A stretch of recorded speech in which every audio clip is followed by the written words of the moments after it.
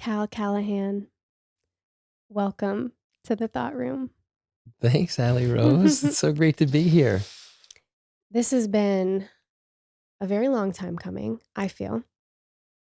I had the honor of being on your show, The Great Unlearn, about a year ago. I think that's where we first connected in person anyway. And this was even before I lived in Austin. And it has been, I'll say, on the back burner of my mind for a while to have you on. And I was sharing a little bit with you about my process of having guests on and choosing when the timing is right. And this active holding back that I sometimes do, where if I know I want to have somebody on, I really wait until my heart's like, now's the time. So I've had this excitement building around what we would talk about because there are so many beautiful, intimate, exciting, overlapping nuances that you and I can get into. And I'm so delighted that that time has come and that the whisper affirmed itself and that we're sitting here today in your gorgeous podcast studio. So thank you so much for hosting me for this today and for hosting. Well, I'll just say a little thing about you is you host these workouts at your house weekly for men in our community, but oftentimes I'll pop over and work out with your wife, Peyton Callahan, who's also been a recent guest on this show. And today I got to work out with you and Lindsay, your niece, and Peyton, and we brought along my partner, Judd, and it was just so fun to drop in and to build community even more with you. You and your wife are two people that I respect most highly in the circle of people that I actually physically know. Like you guys are it. And I don't say that to put you on a pedestal. It's just that I watch the way that the two of you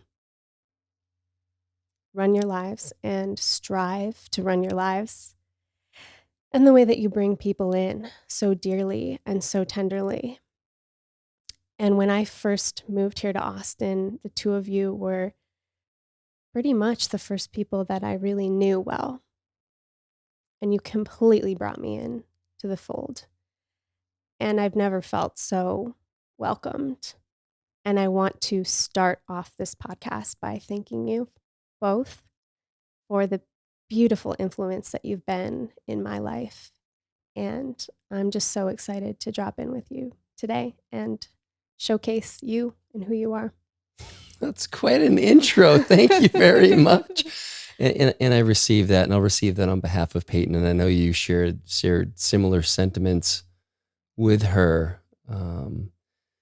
We don't just open our house to anybody. We are very kind of welcoming, but you and I made a connection through Instagram about, prior to us obviously getting together on my podcast. And I thought you just had such a beautiful story and really wanted to introduce you to my listeners.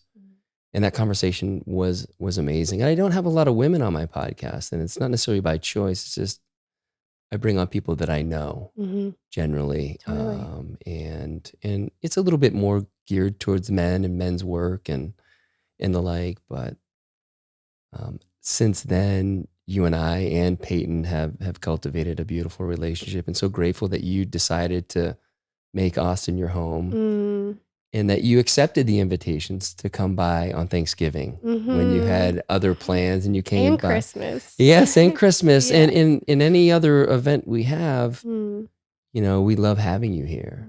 And you always show up with beautiful energy. And, for someone who just turned 30, really such an old soul. And I've appreciated that.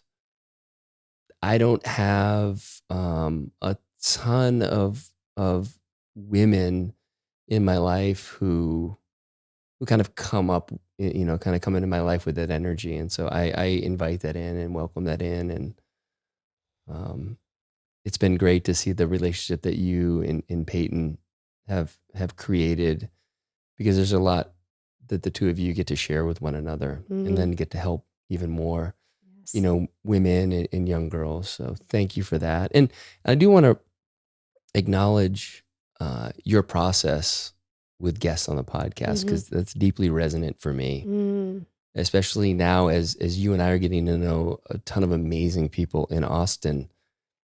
We could be booked for the next 3 years with these guests, but right? for me too, it's important to get the ping like, oh, this is what I want to talk to this person about. I'm ready to ask if they would like to come on. Mhm. Versus this guy has a podcast and he's a cool guy, but I don't know him that well. Let me get to know him and let me get to know her better so I understand, like, what are we going to drop in with? Mhm. And I don't know if a lot of people do that. They're just kind of guest hunting, which is fine. Mhm. But this feels really good.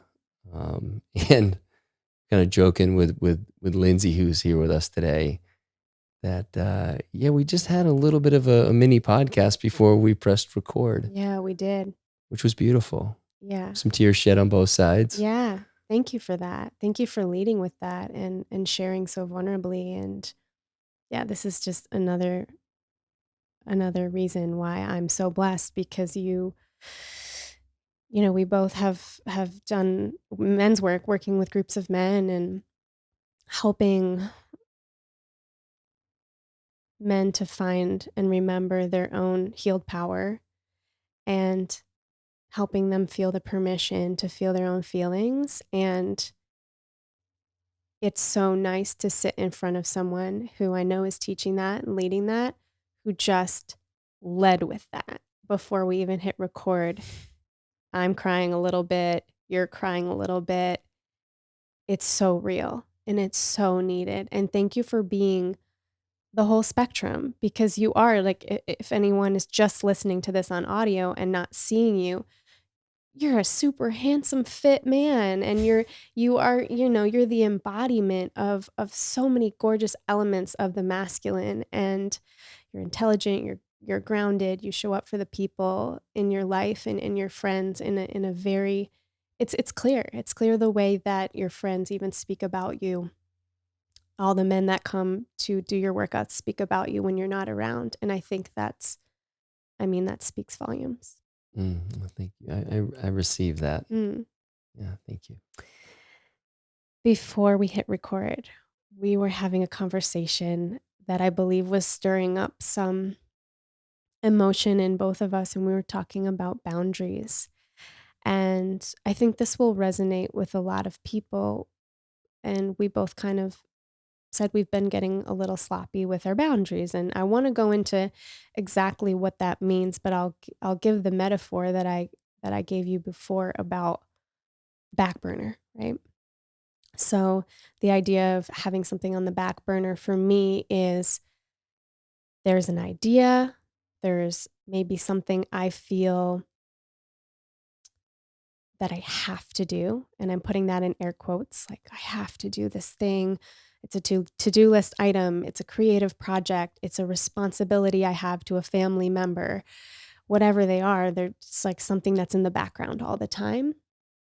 And I think that manifests as kind of popping up throughout our days as a little thought, like, oh yeah, I got to do that thing, or I have this, or I have that going over there, or I have properties, or I have investments, or I have a team running and I'm managing all these things. These are all burners that we turn on. And I was sharing with you an intimate moment that I had with my partner. I think it was yesterday or the day before, and I burst out crying, just saying, I feel like I have 1,000 burners on. And just when I'm finished stirring one pot, I have to stir the next one or else everything's going to burn. So I'm spending all my time stirring this pot, then this pot, then this pot, then this pot, not really paying any attention to what I'm cooking here. Not really being present with the scents and the flavors and the joy and the creativity of cooking the life that I'm creating because there's so much incoming. And facing that for me currently, it's been very confronting. So I'd love to open up a conversation about, what does it mean to you, this idea of getting sloppy with our boundaries, and what, if anything, needs to be done to course correct? Yeah, and we were on our way out to work out today, and I just kind of asked how things were going, and you had shared like feeling kind of tired, like there's Mm. this sense of overwhelm, and I was like, oh, just is something going on astrologically right now? Because I feel the same exact thing, and it's something that I've been sitting with in the past couple of days, but hadn't spoken Mm. about it to anybody, but was feeling like I was at least getting some clarity on it. And I think just hearing you share what was going on with you was like, oh shit, that's what's going on with me too.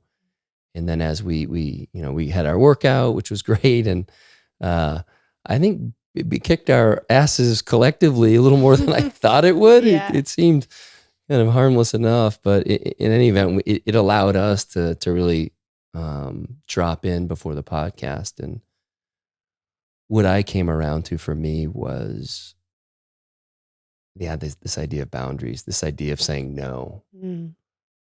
And it happens in different buckets for me. And I have a kind of a personal investment fund called Unlearn Ventures, and it's been super fun. And I've been investing for 20 plus years, but I really wanted to get clear on why. Why am I investing? Mm. And when I did that, and I was doing my own inner work, I started to understand that there was some wounding in me. There was this idea that the wealth I had created through trading, mostly, I was a trader in Chicago for almost 18 years, but that I didn't deserve it. And Mm. so I would give away the money, whether it was a kind of an investment that I didn't really care about, that a friend was doing, or I didn't want to miss out on the next big thing. There was a lot of just kind of lower energy that I was giving my money to. And I didn't Mm. realize that I was actually giving my energy and my time to these things that that weren't integrous to actually who I was. And so as I became clear that, oh, I actually do deserve everything that's happened, these boundaries started to pop up. I didn't have to try to make these kind of false boundaries. They just appeared, and I knew what my yes was and I knew what my no Mm. was. And so I would say around November, December is when that became super clear and my life became really easy. Mm. And I think over the last couple of months, they've gotten leaky. Mm. And I've been saying yes to more things that are just cluttering my life and aren't creating value. They're not bringing me joy. And I think that's my North Star. Is this thing bringing me joy? Mm. Is this life, this daily life bringing me joy? And for several months, I was just in this pure joy with everything. And it's not that I wasn't having some, conflicts with Peyton or my kids or anything else. It just overall, I just had this ease to my life. But the boundaries have been leaky. And it's not just the investments, it's people reaching out and wanting a little bit of a piece, and then me feeling a little guilty if I don't.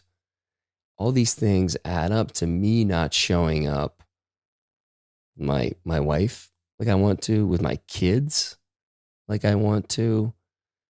So I'm having this guilt, as we were talking about earlier, that, well, I've this person's relying on me, but are they, or is that just my story? Right. As I've started to really sit with that and understand that I need to turn a lot of these burners off because Mm. they're not serving me. And Mm.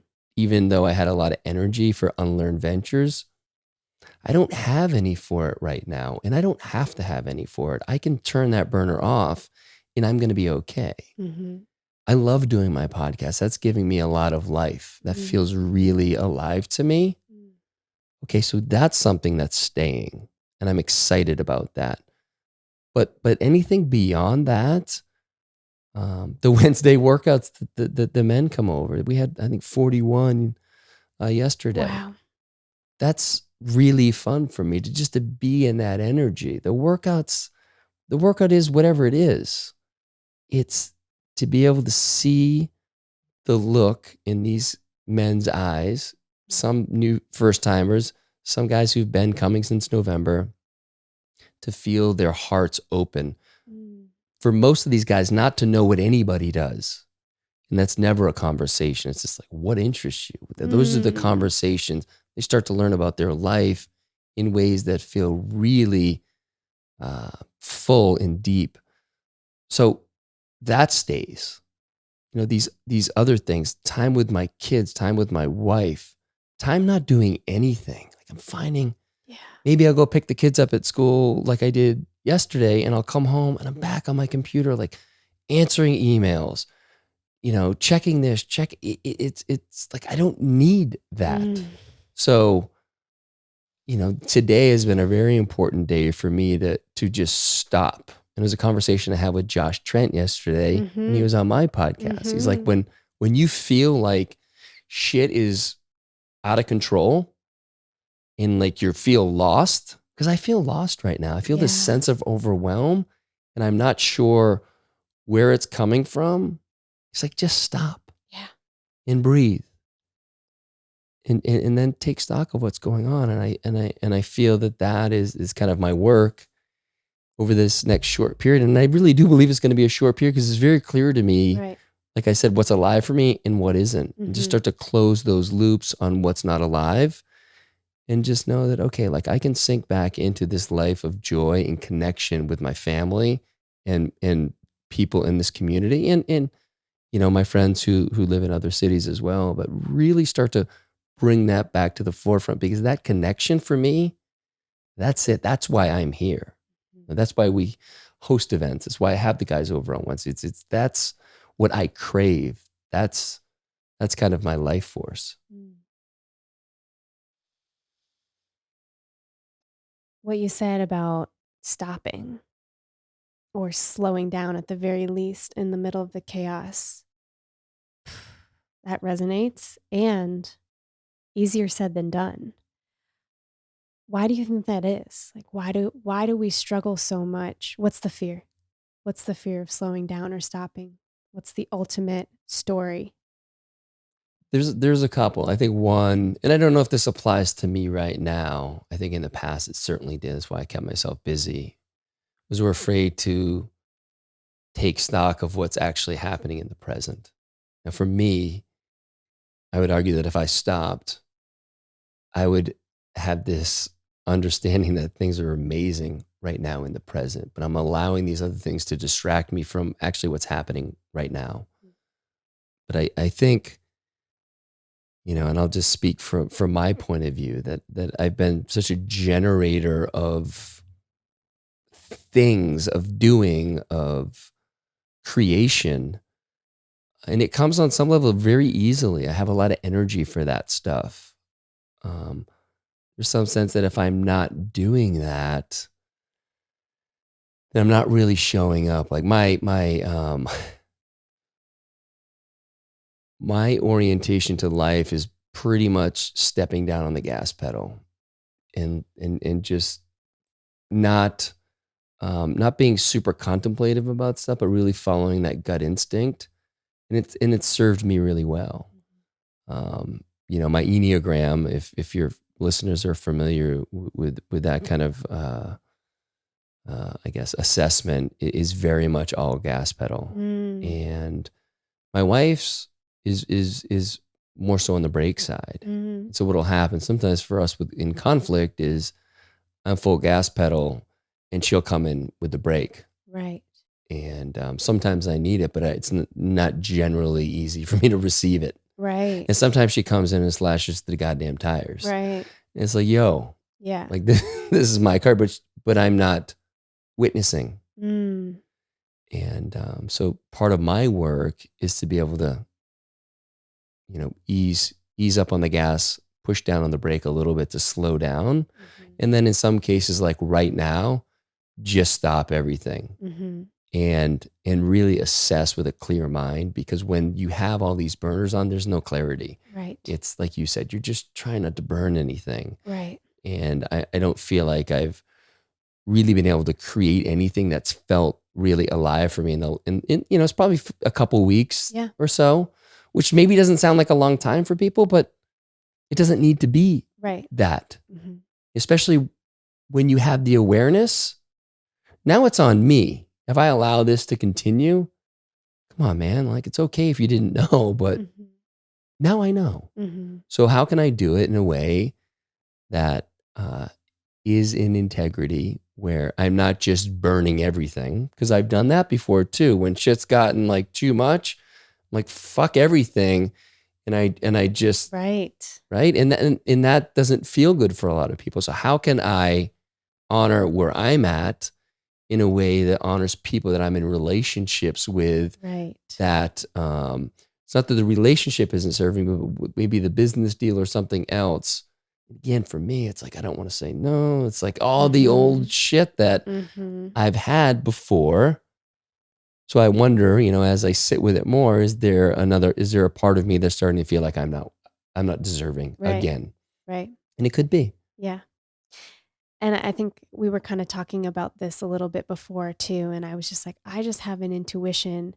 And I'm applying this to myself because I really feel like right now we're in sort of parallel experiences. But I think that having 1,000 burners on thing and also the guilt of saying no is, it really is about, it's a transgression against ourselves. It's a subtle slash against ourselves. It's not honoring our own limits and our hopes and our dreams. We're kind of just, like you said, leaking out energy to all these people. And if I had to say for myself, although it doesn't feel like this on a conscious level, because on a conscious level, I can say, I love myself, I'm really proud of myself. I'm doing all these amazing things. Yeah, I love myself. But sometimes I don't feel it. And the inner voice doesn't speak to me in a loving voice. Mm. It's saying, keep stirring. You're about to fuck up. You're about to fuck up on this burner. Ooh. Move to the next one, move to the next one, move to the next one. So I think, at least for me, slowing down enough to actually hear what the voice inside my head is saying and go, is this how I want to be speaking with myself? You know? Yeah. Yeah. Um, yeah. Everything you're saying resonates so much. I want to ask you about the guilt of saying no.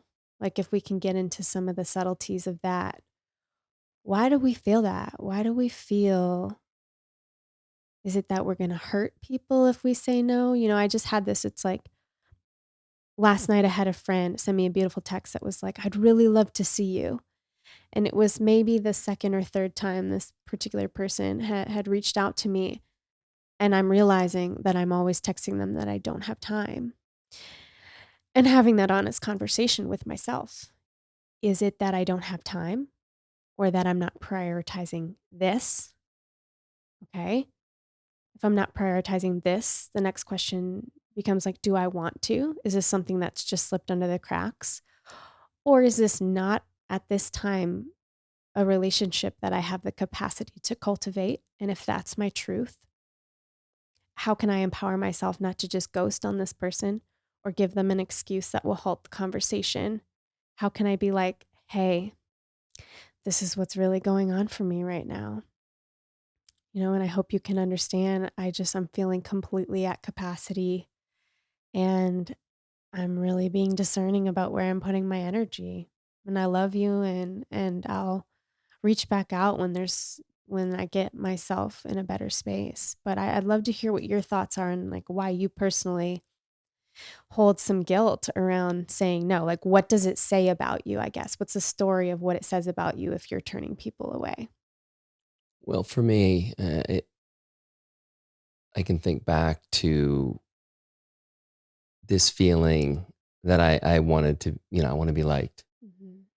And to turn somebody away makes me potentially unlikable because I wronged them in some way, even though that's not really what's happening. Mm. Um, I love your example of this friend who reached out, because it's really easy for us to make an excuse and to push it off, and that burner stays on. Mhm. But when we can be honest with them, oh, so often that's just what they needed. That's just what they wanted. And they have a lot more respect and love for you for being able to say that, Mm. because we've all done the other thing. We've all done it a lot. Yes. And the more I've kind of tuned into that, I know when someone's doing it to me, and I know when I'm doing it to someone, it doesn't feel good. And again, it keeps that loop open. Mm. Yes. Yes. So I think, I think that becomes a great moment. Your kind of series of inquiry into that. Do I really want to make time for this? Mhm. Have all these other things going on. The truth is, right now, you don't have capacity. Mhm. Are there things that are lower priority that are being bumped ahead of this? Right. And so it allows you the opportunity, and in situations like this, allow me the opportunity, which I've had this moment quite recently, as I said, that I'm not prioritizing. Mhm. And it's not like every morning you wake up and you write up your priorities, but it's like you check in with, how am I spending my time? I'm completely distracted last night. My mom just got to town. We're having dinner. And I'm like in and out of my office, answering emails, checking this, checking that, and completely unconscious to what's going on. I don't want to be that guy. I've been that Yeah. guy. And I could feel it happening. I had this awareness. It was like I was just sucked in. Yeah. And so, how can I set my life up in a way where, again, I have these boundaries? And what is it about me right now that is feeling less than? Because I think Mhm. that's where it comes from. I'm feeling Yeah. a little bit less than, or maybe a lot less than. I don't know to what degree. Mhm. There's something going on with me, Yeah. that I'm sensing. And I think it's an easy fix. It's just sitting with it and starting to clean out and getting really clear about, how I want to spend my time. And as you were speaking, that it just, this awareness came to me. For one, my wife very lovingly today said, "Hey, I said, how's everything good? I see you seem like," and she was really like trying to choose the right words because she didn't want to say something that maybe triggered me, but I was fully able to receive whatever she said. But she basically was saying, "You seem very distracted." Mm. I'm like, I am. I've got like way too much shit going on. And in the past, I would have said that in a way like, "Hey, I got a lot of shit going on right now that," but I Right. said it in a way, it's like, I got a lot going on right now and I need to start cleaning this up, because it's just such a different energy. It wasn't like, back off, woman, like this is what's going on. Right. It's like, thanks for noticing, because Yeah. this I'm in a sense of overwhelm. And as I was sharing with you before we got on, like it's not easy for me um to necessarily be vulnerable at kind of all stages with Peyton. Yeah. It's really easy for me on my podcast. It's really easy with other people, but for some reason, my partner becomes a bit of a challenge. And I think today was just a little step in the right direction to acknowledge that right now I've got more on my plate than I really know what to do with. And maybe need a little bit of help, and I need yeah, some love around that, which she is more than willing to share with me. But one of the things that came up for me as you're talking, because I have been, I look at a lot of different deals, and that goes from someone emailing me their investment deck, and then seeing if it's worth a call. Okay. And so then we'll get on a call with the person, and then we'll have a 60-minute call. And then, Ty, who's my partner, and I will unpack the deal and kind of figure out where we're at. And then maybe we'll take it a step further. And then if we end up doing a deal, now I got to send it to my attorney. My attorney's got to look at it. He's going to send it. So it becomes this thing. Yes. And I had this awareness. What if, when I'm done with this podcast today, if I just say, I'm not looking at any more deals for this amount of time until the end of August. What if I just gave myself from today on no more deals? Because I don't need to do any more deals right now. I don't. And it's not creating the life that I want. Mm. And that's like really counter to a lot of how I've been in the past.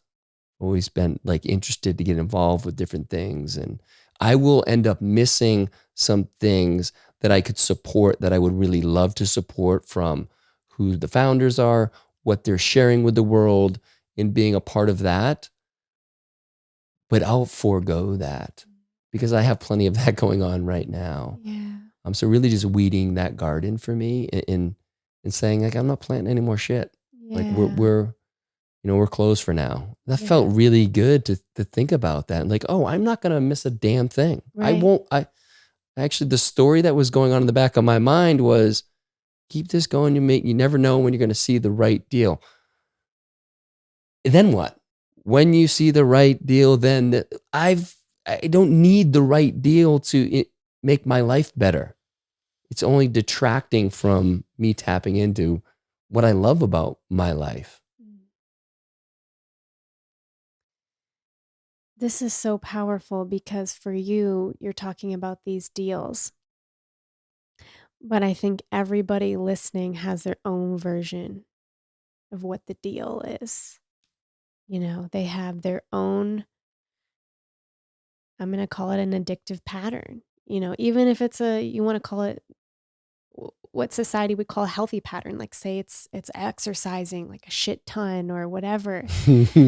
Being so rapturously honest with ourselves. But like, why am I doing this? Not just answering it right away with like, well, I'm doing this to make more money or I'm doing this to like get a better body. It's like, slow down. Go inside. Why are you doing this? Why are you doing this? What does it mean to you? I love that. And I love the whole orientation around that question. I've been on a couple 5-day silent retreats with an amazing teacher named Ajishante, and he would often ask questions to the group. What brought you here? You're in a 5-day silent retreat. Your friends and family think you're fucking crazy. Right. Why are you here? And he would say, don't answer the question. Just sit with it. And we're so conditioned to have an answer, to spit something back, to defend why. In what you're inviting everybody to do is you just sit with it, meditate. Don't answer it. Yeah. Just have the inner Yes. knowing. Am I Yes. connected to this thing that I'm doing? Yes. And what would happen to my life if I stopped, like I'm suggesting? I'm not suggesting, I'm going to fucking do it Yeah. when I get off this podcast. What would your life be if you said no to that thing? And I understand there are some things, you got a job, you can't say no to it. Okay. But there are parts of whatever within that job. What is as you said, what is your deal flow? Fill in the blank with that. What would my life mean if I stopped doing that? And what would open up in my life if I created enough space for those other things? Yeah, and I think in order to fully do that, we kind of have to hold tenderly that part of ourself that has a fear. Because there is a fear. There's always a fear or an excuse. And it's like, well, I can't just stop that thing. That's not reasonable. Whenever I hear that voice come out, you were talking about the way you received Peyton's comment this morning and how you actually received it in a gentle fashion, not like, well, I do have all this going on. When I hear that defensive voice, I'm trying to pay attention to it because I go, what am I hiding from myself here? I mean, the ego's job is to like lubricate our journeys through these really wonky, warped, sort of I like that. I multidimensional. had never thought of it that way. That's, Yeah, yeah. yeah. I mean, and like not to hate on that, like to love on that and be like, oh, okay, this has been a protection. This has gotten me through something. Now it's like the screw got a little loose, or we're running low on oil. We have to do a change. It's like things need to be fine tuned along the way. It doesn't mean we're broken. We don't have to say we're broken. It's just like we're this maintenance on this thing and we get to choose. The power is always in our hands. And I think this is where we can get veiled by the illusion like our hands are tied. But if there's one thing that I've learned from plant medicine, it is that you always have a choice. You always have a choice. The choice might not look like an action. It might, but it might just be getting quiet on the inner and deciding to be brave with letting yourself feel what you're really feeling right now. Yeah. Yeah. And the idea about the choice too, it could be a real small one that may just open up other things for you, but you won't know unless you make that small adjustment within whatever the space is, because we don't know. And I think this is where I think us as humans really kind of mess this up. We think we're really good at predicting how things are going to play out. Mhm. And I think when we start to understand that we don't know anything about what's around the corner, we really don't. Right. And we have very little control over what happens outside of our own choices. When, when we can really surrender to that not knowing, I think we open up to making these small changes. These, again, it could be the subtlest of a choice to make, but it's made with kind of what's aligned for you, and not what you think everybody else thinks you should do. Because that's part of what was coming up for me was, oh, like I'm said I'm doing this thing, this Unlearn Ventures thing, and Right. what if I pull, like, none of that fucking matters at all. Like, it wasn't a big voice, but it was in there. Mhm. And then, with my partner, my business partner, I'm like, this is like a lot of the stuff we're doing right now. So what does that mean for that Mm. relationship? And I don't want him to take it personally. It's like, Right. well, if he does, either you didn't articulate it the right way, Right. and you didn't come from the heart, you came from the head and tried to explain everything rather Right. than just open up and say, I got a lot of overwhelm right now, and this thing right now is not important to me. Mhm. Mhm. It's just not. And or maybe that's something for him. Mhm. Maybe that's his work if he takes it personally. I Right. don't We know. can't rob other people of their journey. Like this is the whole idea for me about karma, if you want to call it that. But having clean karma between people doesn't mean that everything's all roses all the time. It means that you bring your full truth. And if you feel ashamed about your truth, you bring that too. And if you feel confused, or if you feel like you don't know what's going on, or how the two of you lost each other, or why you lost passion, instead of going into the mind and being like, well, I think it's because this happened or this, it's like, hey, when we started this project, I was feeling really passionate about it.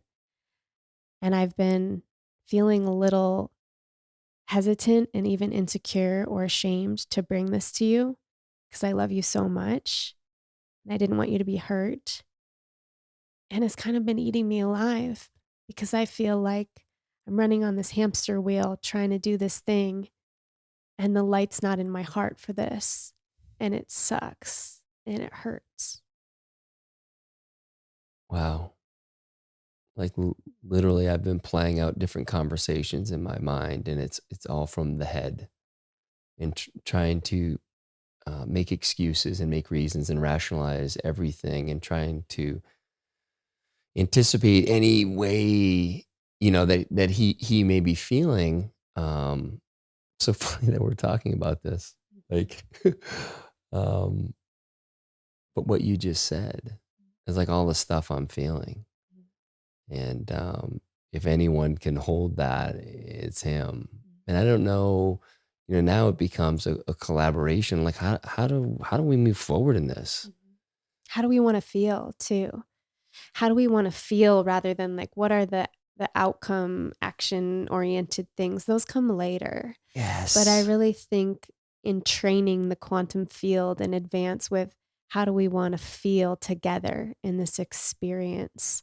How can we flower and open even more deeply to the vulnerability that's in this space?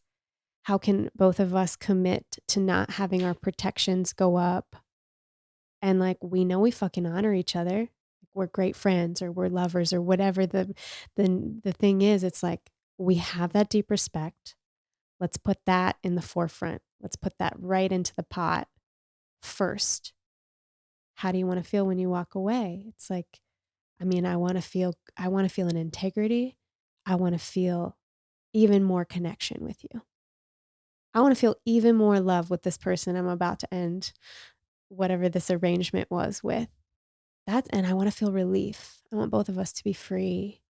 My partner and I were listening to a lecture that uh, our friend Will Reason sent us, and it was an Alan Watts lecture. No, was it Alan Watts? No, it wasn't. It was Anthony DeMello. And he poses a question about he says, you're never really in love with anyone. And he goes on this big kind of diatribe and he says, if you think you're in love with someone, think you really love them, ask this question. Is it more important that they're happy or that we're in love? Or is it more important that I'm happy or that we say we're in love? And all the people in the room, as he was giving this lecture, most people were like, I think it's more important to say I'm in love. Like it's Mm, so hard to choose our own happiness. We have guilt there. We've been taught to sacrifice. To me, that's not what true sacrifice is, like we don't need to suffer in it. We don't have to choose that. So to really just be like, who told you it was selfish to choose your happiness? Who made that rule? Is that the kind of life you want to build? Are those the kind of friendships you want to build based on illusions and protecting each other? And that is, to me, the biggest disservice we can do to someone else's karmic process is to be so bold as to think we know what they need. So we protect them from our truth. Look at how many distortions are in that kind of line of thinking, right? yes, It's yes. like, well, I don't want to hurt them and I know what's best for them. So I'm going to. No, the truth is, if we are not telling someone the truth about how we feel, we're not protecting them. We're protecting ourselves. Yeah. We're afraid. And that's okay too. But to have that moment with yourself and be really honest about what you're fearful of and how you're fearful of being perceived. Yeah. And I think, there's a few things in that really hit home. One in particular, um, this guilt in uh, kind of my happiness.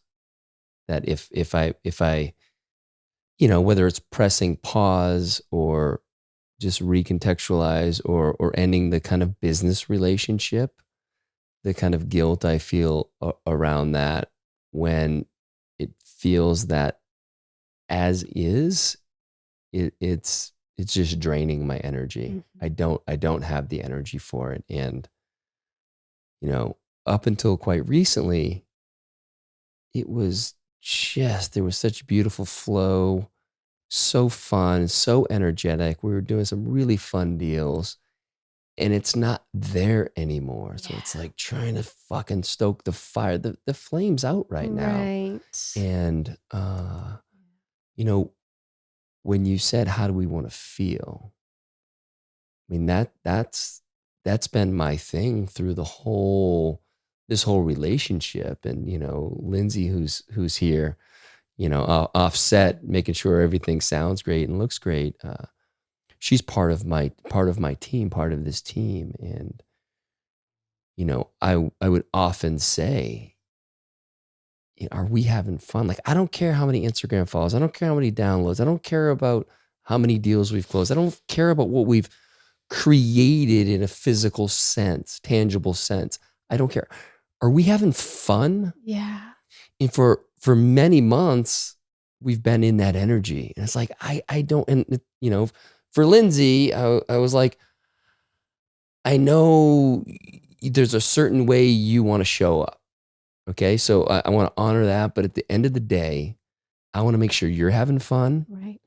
And if I feel supported by what you're doing and I'm having fun, then we're good. Like, I don't care about what you're supposed to be doing as an assistant and a partner in this whole thing. I want us to be having fun. And I think there's a part of what's been unfolding lately that the meetings that we've been having around different deals and what this it's felt very flat. Mm-hmm. And I've been afraid to admit that to Yes. myself, because I was afraid that I was going to have to potentially end or shift or what change the arrangement, and didn't want to disappoint anyone. And it's just all the stuff that you're talking about, stuff that I was feeling, but not really honoring that. I was just getting kind of further into the kind of guilt around it without allowing myself permission to put my joy front and center. And again, while honoring everybody who's in this relationship. And so, no, Lindsay, you don't have to worry. We're good, girl. We're good. You're my ride or die. So, this has been a beautiful kind of therapeutic session for me to really, really speak things that I've been starting to scratch the surface with. And I said earlier, it's kind of funny we're talking about. It's like so interesting that uh, Ty has the opportunity to listen to this podcast and kind of feel into the process. Now we'll have discussed all of this before this comes out, but it's just very different than I would have done it in the past. I would have not gone there at all. I may have spoken in abstract, but that's not true. And nothing I'm saying here I wouldn't say to him. You just helped me with the language and the feeling about that. So thank you for doing that. Thank you so much for sharing again, for allowing me to be here, for opening to me. We were talking about opening to the feminine. Thank you for the gift of allowing me to use my gifts to support. Like, that's what we're all doing here, right? That's what we give each other when we let each other really express and we allow ourselves to be seen, really seen. And I'm saying this because I'm so going through this in my new partnership Mm, and thinking and really feeling genuinely. I have been in integrity with calling myself an open book. We just talked about this. We talk about it all on these shows. And then meeting this person and having them challenge me in that to a whole new level. And all my fears are really, like, in the last few days, just bubbling up to the surface. And I'm speaking more honestly with him than I think I've ever spoken with anyone. I was sharing with you that we, as a couple, had our first um, sitting with MDMA, and with the intention for it to be therapeutic. And I could feel that I had stuff on the back burner for weeks. and I was feeling so stuck. I was just like, what do I need to do to get this out? Why can't I cry? Why am I feeling numb? What's going on here? What's up? What's down? What's real? Just in so many mental spaces, not really in my body or in a feeling space. And when we dropped into the medicine together, he was so bold and so brave to bring up something that happened the first week we met each other back in February.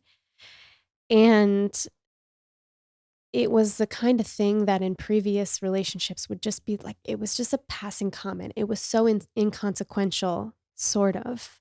I did not realize how deeply this landed in my psyche. And I am humbled by this man with his bravery to bring up something that he did, that he could intuit more than I could, was in the back burner for me. And it was a comment around the first week that we met. I said something in my kind of playful, inquisitive manner, and I said, "So, what sort of relationship structure is aligned with your lifestyle? Are you polyamorous? Are you looking for monogamy?" And the moment that I caught him in, which we now have discussed, was fear of falling in love, like fear of like, "Oh, holy shit, this might be it." He kind of sarcastically threw back at me like, "Oh, monogamy? This is the conversation that we're having? Like, oh, you're talking about this?" And I immediately closed up. I felt ashamed. I felt embarrassed. I was like, "Well, no, I'm not like suggesting monogamy. I'm just asking questions." And we activated each other in that moment. We were able to just like take space and move through it. But now he's showing up to me a completely different man in the way that he's choosing this relationship and wanting to build a future. And it is terrifying and delightful all at the same time. And I burst out crying on this journey and I just said, "Yeah, that was so hard. So hard."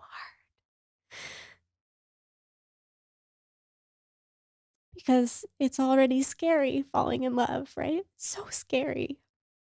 And then to have that reflected back was like my little heart just wanted to close right up. And I said,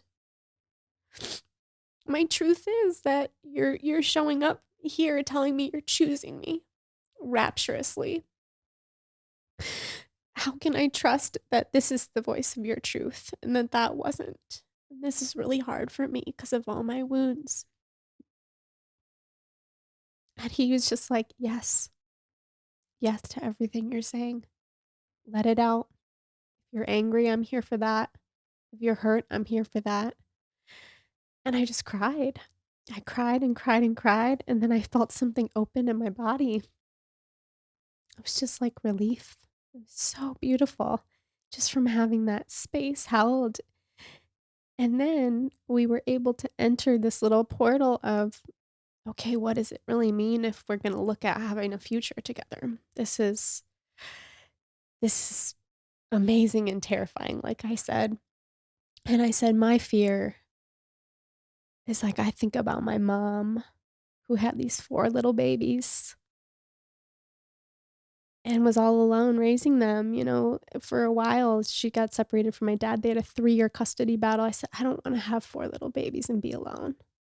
And I cried and cried and cried and cried. And then he said, "My fear is that my parents stayed married. I watched them be married for, I don't know, 20, 30, whatever, 40 years. And my dad wanted affection, and I saw my mom was cold sometimes. I don't want you to be cold to me. I don't wanna be on the outside. My worst fear is being married and not really being in love." So we like just like aired out all the dirty laundry right there that, we didn't even realize maybe was there again on the back burner, just blocking this connection between us. And since then, I think I've cried almost every day since that journey. Things are just becoming unearthed, and it's so gorgeous to be in touch with that tenderness once again. And so I'm saying this to anyone listening who maybe is going through a little portion of feeling numb. That's a gift. It's an invitation to hit the slow down, to hit the brakes, and if you can't feel it, it's okay. Understand that it's part of the process, and maybe there's something for you to go into there and just tenderly be with. Because I can tell you, I would choose feeling deeply any day over being numb. Thank you for sharing that. And I love what you said. I think a lot of times there's either self judgment. Some people numb through alcohol, drugs, exercise, whatever. They numb and they just in that moment they just can't handle what's going on. And it's it's insight into, as you said, you need to slow down, you need to stop, you need to breathe, you need to take stock of what's going on with you, and don't try to change it overnight, but pay attention. There are things, there are loops for you to close. There's a, maybe it's a sense of overwhelm, but it's your work to do when you're ready. And you know, I one of the things I'd love to ask you is, what, with all that's happening over these past several days, what are you doing to honor that and create more space in your life to, because you know, and as you said, this is work, this trauma, this is coming to the surface Mhm. for a reason, Mhm. because you're ready. Mhm. So what are the things that are maybe a little bit, have been a little bit higher priority? Like, how are you intending to move those kind of lower on that list? That's a great If question. I may guest host for I just a moment, I know love your it. listeners, they're dying to I find love out. this flow. Um, yeah, I think I was lying to myself about what I needed. And the last few days, I've been looking at Judd being like, all I want to do is record and rest. Like this I love. This charges me up. This makes me feel alive. And I just want to, I want to be loved. I want to receive his love. I want to allow myself to slow down enough to be deserving of that. I want to go away for the summer. I want to be on the lake. I want to be in nature. I want to continue writing my book and get back in my body. Like I was sharing you, I've just been in such a mental space that I think I wasn't really feeling my feelings. So I'm challenging myself to take my shoes off, to go for walks, to listen to music. You know, I'm always choosing a podcast or an audiobook or consuming the next piece of information. Where's the space? Where's the space for me to come up and bubble up to the surface, especially if you have children, especially if you have a relationship, especially if you manage a team? It's like, where's your space to just feel your feelings? So I don't have all the answers. I just know, again, how good it feels to feel alive. Like, this is what we're doing by choosing. This is the next level. I mean, we've built lives that we love. Things are, we get to create and we get to share things we care about with people. Cool. It doesn't end there. There's always the next level of healing, the next level of integrity, the next level of growth. And I think it's important that people hear this. You know, so often we put our people that we look up to on pedestals, and it's always learning. It's always the next level of growth and learning. And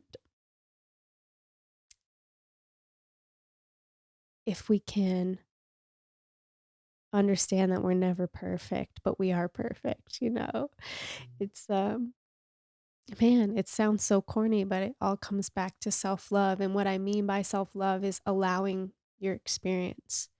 So saying, whatever's going on for you, this too belongs. This belongs. This isn't wrong. The fact that you were really vibing with all the deals you were making a couple weeks ago and now you're not, nothing's broken. Nothing's wrong. It's like, oh, we're climbing a ladder. I am climbing the ladder of self-actualization. I'm constantly making adjustments.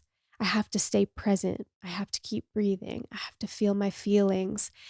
Then the messages can come in of where I need to fine tune things.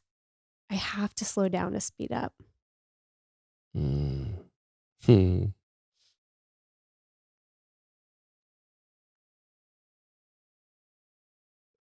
When you said, what your intention is going forward, that you want to record and you want to be loved. Mm-hmm. Um, oh, so apparent to me. Um, that's all I want. Actually, the recording part too. Yeah. Um, but just to be loved. Mhm. And again, I don't have to look far to just yesterday when Peyton, on at least 3 different occasions, went out of her way to love me, to show me affection. And I didn't receive it um, in a way that I would receive it right now. Because I was so distracted. And whatever I was distracted by is fuck all. It's like just to think about how that had snuck up their priority list. And here's my partner who's seeing me in this state and is actually offering that as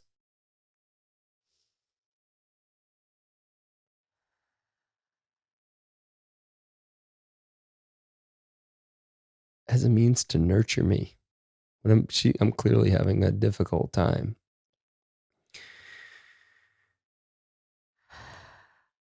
I didn't receive it. I didn't receive it at the time. I'm receiving it now, so better late than never. But it's just a reminder of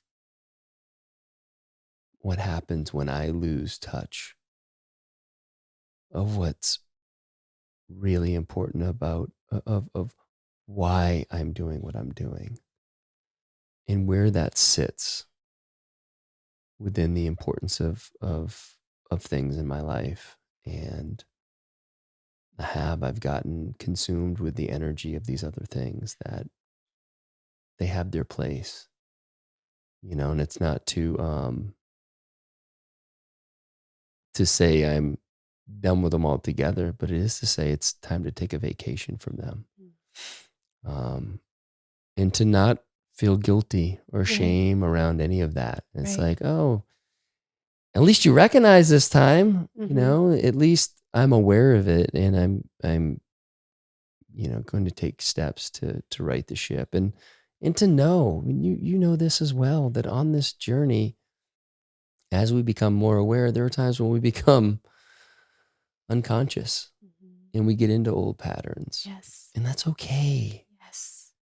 We just hope we recognize that sooner than maybe times in the past. And even if we don't, it's okay. Like, just we're all doing the best we can. And sometimes we're super tuned in and we're meeting our own needs and we're meeting the needs of those that we love. And then sometimes we're not meeting anybody's needs. And I feel like I'm kind of sitting there right now. I'm like, a lot of pots going on and no one's needs are being met. Not to the degree that they can be and will be. So thank you. Thank you. And I hear that so much and I feel that so deeply within myself. And what's coming up is like the awareness that you just had about Peyton taking these opportunities to show you she loves you and feeling like maybe you didn't receive them fully. This is the beauty of this, is the contrast.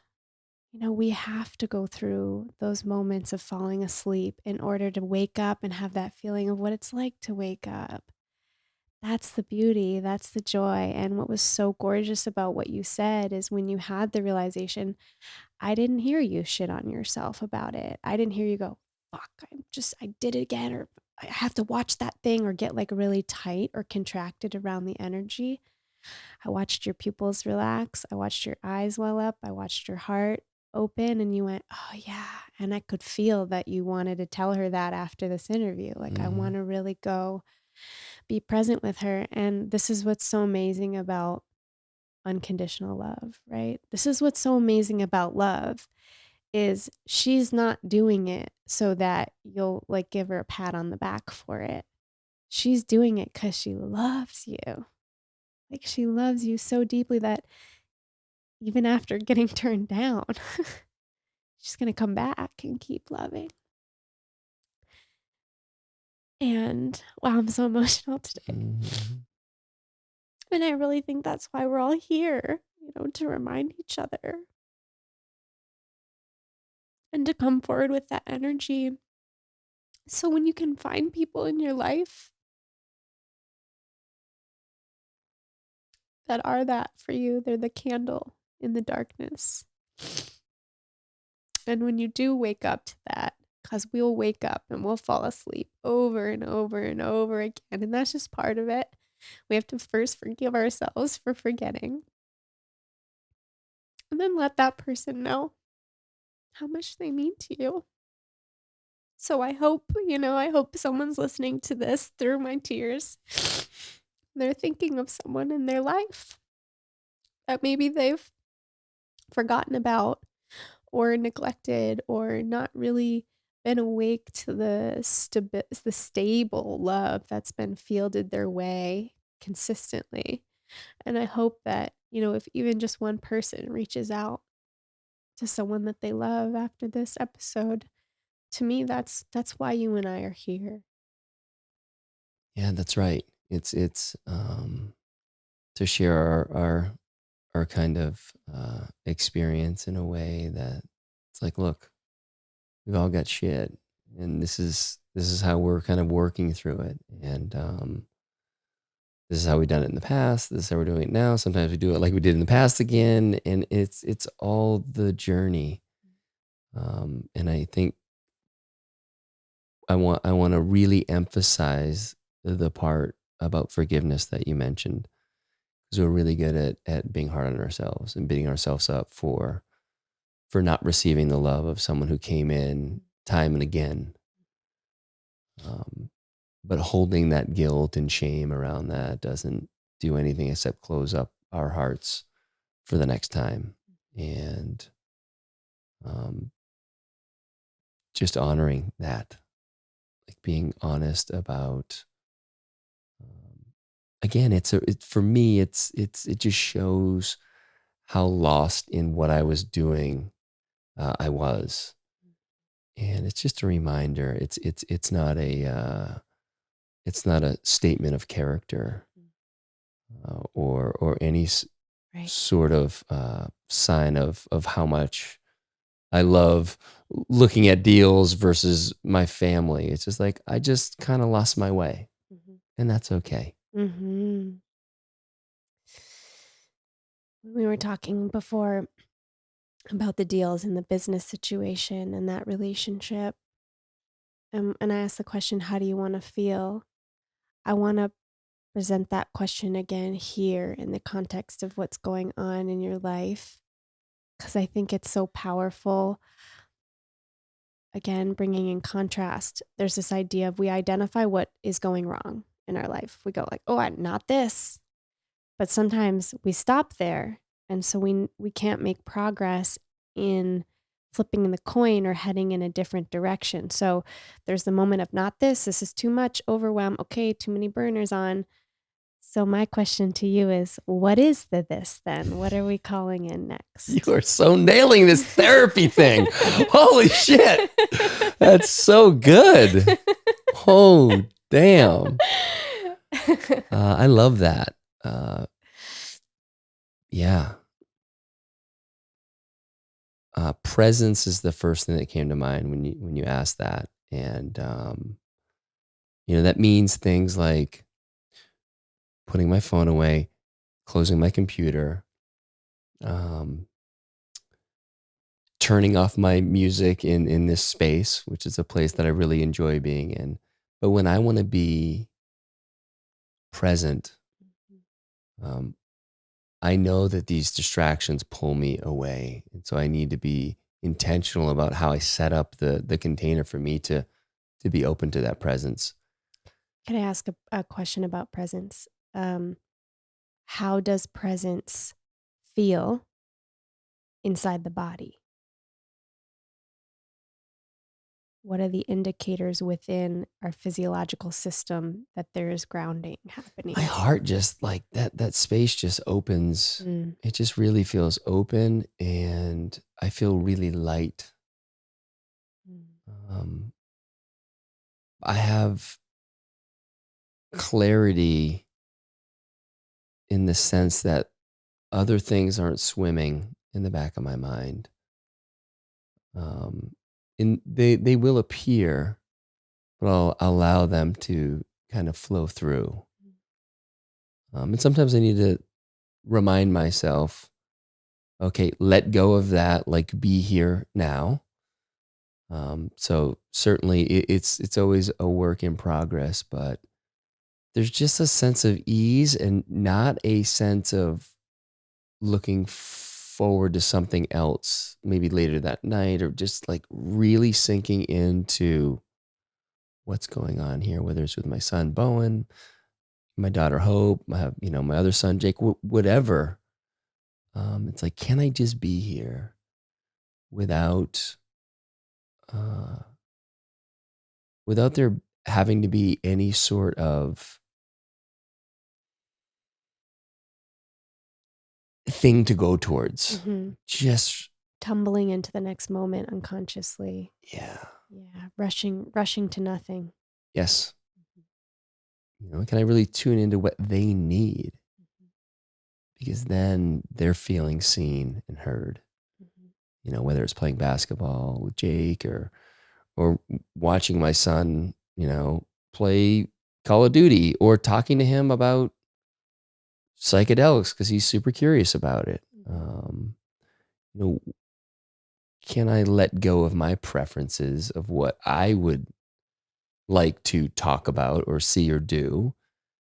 Because above those preferences are the connections I want to have with my children. And so if I'm wanting my preferences, I'm not going to get to that Mhm. point. I need Mhm. to, open that space up for what they want and we can co-create whatever it is together. Mm.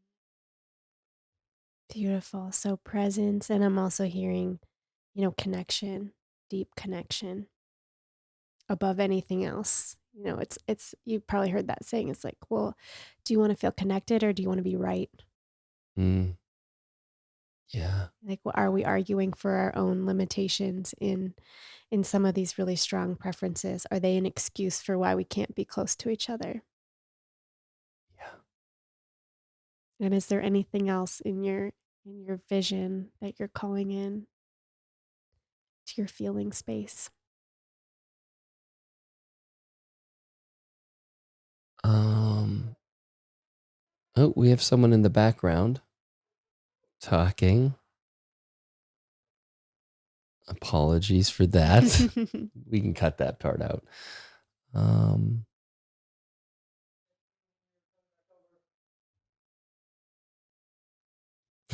okay.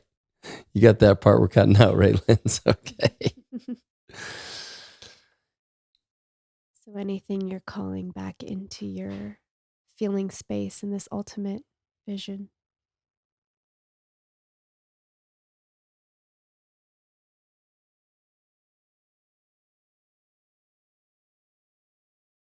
I think this general sense of ease. I think there's been some tension. I've been carrying some tension lately, and it hasn't allowed me to open up, whether it's been in some meditations or I just feel a little disconnected from kind of my inner knowing. And I think that I've been very distracted with a lot of other things and just having these awarenesses now is starting to paint a picture of like it's okay. Like I've been trying really hard to go deep on these meditations in the morning, and the hape just not it's not getting Right. through because I'm trying Right. rather than surrendering to it. And I feel like that's been happening north of a month.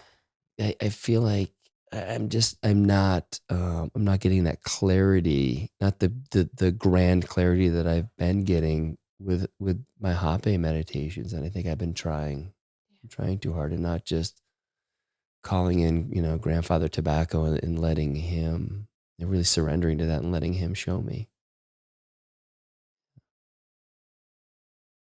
Thank you. Thank you. This has been amazing. Truly better than I even imagined. And I care for you so deeply. Thank you for who you are. It is such an honor to know you and to interview you and to have you in my life. And thank you for your bravery. So many people are going to be touched by this. It's going to hit home. And just want to open it up to you if there's anything tugging on your heart right now, any final thoughts that you'd like to share with us. And after that, if you'd be willing to let people know where they can find you if they want to connect with you. Sure. Well, thank you. Thank you. Thank you for coming into my life and my family's life. And thanks for holding space for me today. I know I kind of joked a little bit about it, but clearly this was a deep therapy session for me that I really needed, and really hit on, you know, every area of my life. So, I had no idea that this was how it would turn out. But just another reminder, we never know. We really never know. I knew I was going to love this conversation with you, but yeah, it exceeded my expectations as well, which is always so amazing. So thank you for that. Any final thoughts? Just be kind to yourself. Just really be kind, uh, especially in this time. There's a lot of us who are seeing what's going on, and we want to wake people up to what we're seeing. And unfortunately, with a lot of that comes having to be right and other people having to be wrong. And if we can just open up the dialogue, and you may not get it from the other side, but just start to share your truth in a way that people may receive. Come from the heart, and know that everybody's doing the best they can. They're, whatever the whatever's going on right now, everybody is making the best choices with the information they have, and we don't know what it's like to be them. So have love for them, just like um, hopefully people have love for you in your journey. So I guess that would be the biggest thing. Just really, really go to that place of yeah, like connection rather than having to be right. I love that, because for me that's super important. That's why, like I said, that's why I'm here is to feel that connection, and I have been disconnected, and that doesn't feel good. Um, so yeah, I'm grateful. I'm grateful, super grateful for this connection, and really excited for how it's going to unfold for all of us. And where to find me on Instagram, cal.callahan. And you can find The Great Unlearn on, Apple, Spotify. And I have a website, thegreatunlearn.com. I was hosting some retreats and stuff, but that stuff's on hold for a while. So I'm not doing any coaching. So I apologize. I don't have really a lot to offer besides some amazing conversations and some great photos from our Wednesday workouts. I think that's a lot to offer. And I think the integrity behind that choice um, is potentially the biggest and most powerful offering that there is. So thank you. Thank you.